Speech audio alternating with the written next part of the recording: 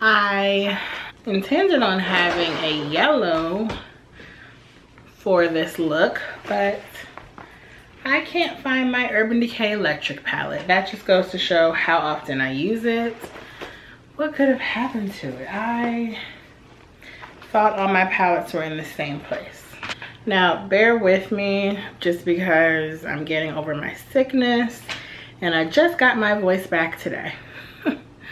But I wanted to do a really bright makeup tutorial, something fun for spring. So for my transitional color, I'm going to use Peanut Butter, of course. That's my favorite transitional color. So I'm just putting that like right above my natural crease, just because I have hooded lids. And if I were to put it right in my crease, you wouldn't see it. Now I'm going to go in with Asphyxia from Urban Decay. I'm gonna use a fluffy brush. And this is gonna have a lot of fallout, I know.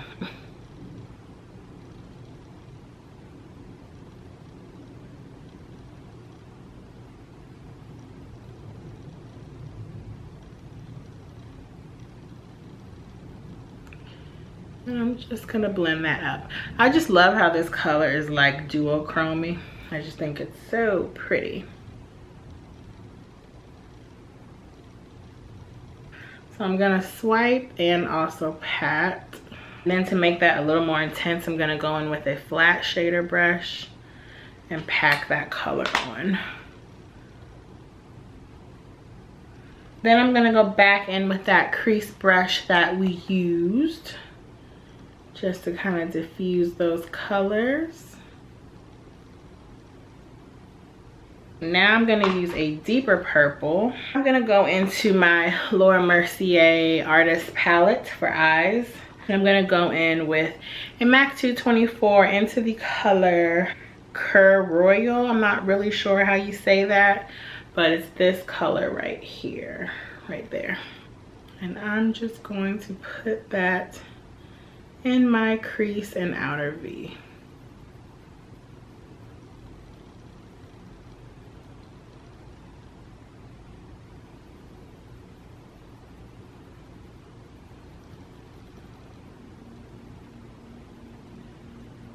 Purple is like one of my favorite colors to do on my eyes, just because I think purple really pops on brown eyes.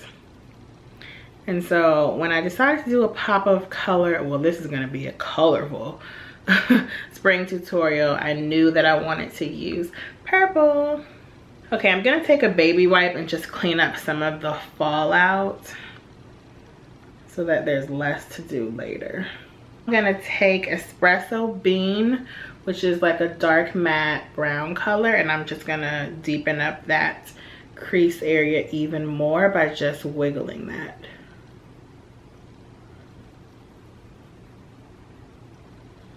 And that's just really gonna give me a lot of depth.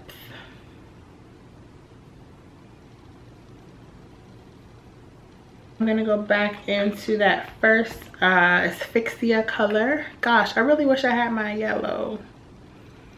I'm just gonna pat that on my lid, because whenever you blend, you lose intensity.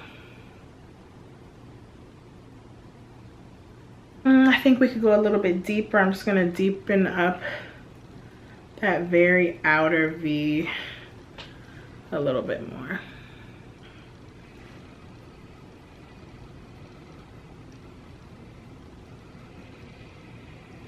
And I find that when you tend to just wiggle the brush back and forth in your eye socket, it helps create a more natural deepened crease effect. Just because you're following like your natural crease line. I'm gonna go back into my Semi-Sweet Chocolate Bar palette and go into that first color we used, Peanut Butter, and I'm just gonna blend everything out at the top. Now I really like using peanut butter when I do brighter looks, because peanut butter is so red tone that it just helps to mute everything down a little bit. I'm going to use Butter Pecan, which is like a goldeny champagne color. And I'm just gonna pop that right under the brow, and of course I'm gonna blend that out. I don't usually tend to do intense under eyebrow highlights, but I really find that it helps make your eye look pop. So I'm just gonna go right under where I applied it and blend it out with excess product that's left over from my transitional color, which was peanut butter. Concealer and lashes always pull a look together. This time I'm not gonna do lashes though. Well, maybe, we'll see how I feel. I'm just gonna use my beauty blender.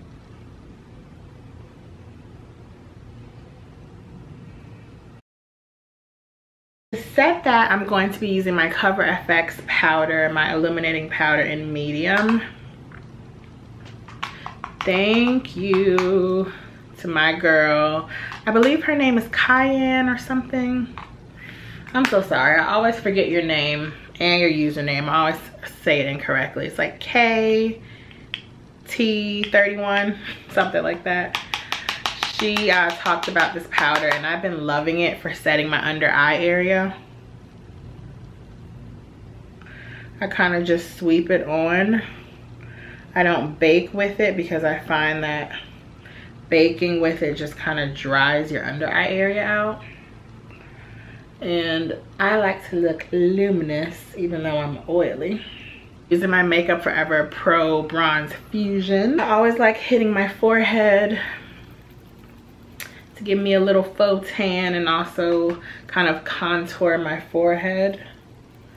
I always think that's important when you're dealing with a large forehead like I have under my cheekbone.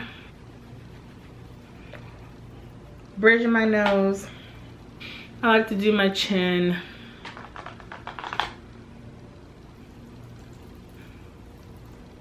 And more cheek. I'm gonna do a little bit of liner. I'm gonna use my Kat Von D, what do you call this? I can't even think today. I don't know, but I'll leave all of these in the description bar, of course. Tight lining is just the process of putting eyeliner in the lip of your eye. It's really hard to explain, so that's just what I'm doing now. I'm gonna do that on my upper and lower lash line. This is also a good tip for people who have hooded eyes like myself. You don't necessarily have to tight line your upper lash line if you're doing wing liner, but I'm just doing it today.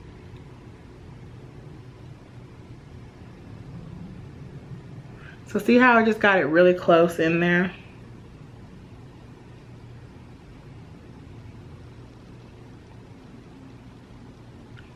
That is tight lining, and that's the eyeliner that I like to do just because eyeliner tends to run on me, but this one doesn't. And this is the Nars Larger Than Life in Via Veneto, aka black. Okay, I am gonna put some mascara in the inner corners of my eye just because these lashes don't exactly cover my whole eye, and that'll just help them blend a little more easily.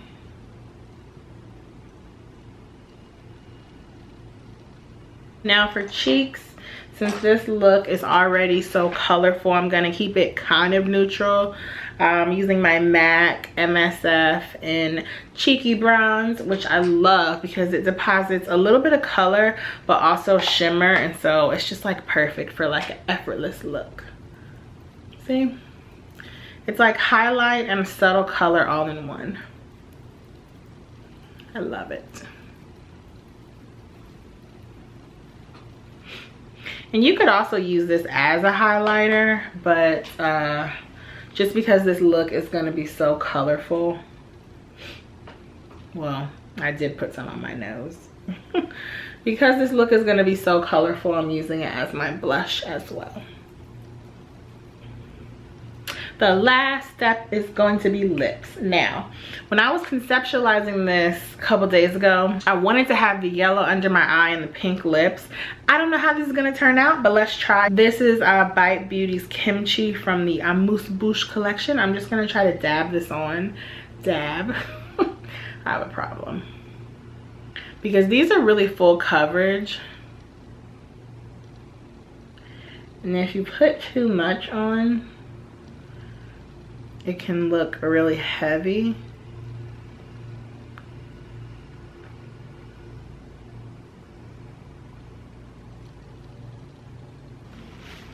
Because I want just like a stain of color so that when you rub your lips together, it doesn't feel too moisturizing.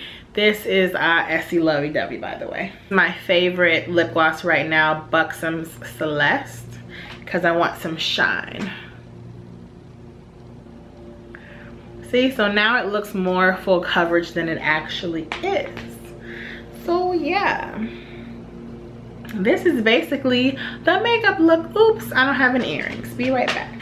Okay, so I have a special guest. You don't want to end the video with mama? You still sleepy? Chloe wanted to say hi. Oh, I got on makeup. Say bye, baby. So yeah, guys, this is the finished look. Let me zoom you guys out. Me and my baby, me and my baby. So yeah, if you see that white structure back there, that's her playpen that I had to deassemble. Is that a word? I don't know. So yeah, guys. Oh, she's sleepy. I just wanted to show you guys some Chloe for some Chloe cuteness. Your nose is running. So yeah, this is the finished look. I really like how it turned out. It's definitely a bright spring. Oh. It's definitely a bright spring look. So I hope you guys liked it. I will try to include pictures. I always forget, but I'm gonna try, and I will see you guys in the next video. Bye. Wanna say bye? Oh, wanna say bye? Say bye, Chloe. Say bye. See you guys in the next video. Thanks for watching my mommy. Bye, guys. My boo-boo.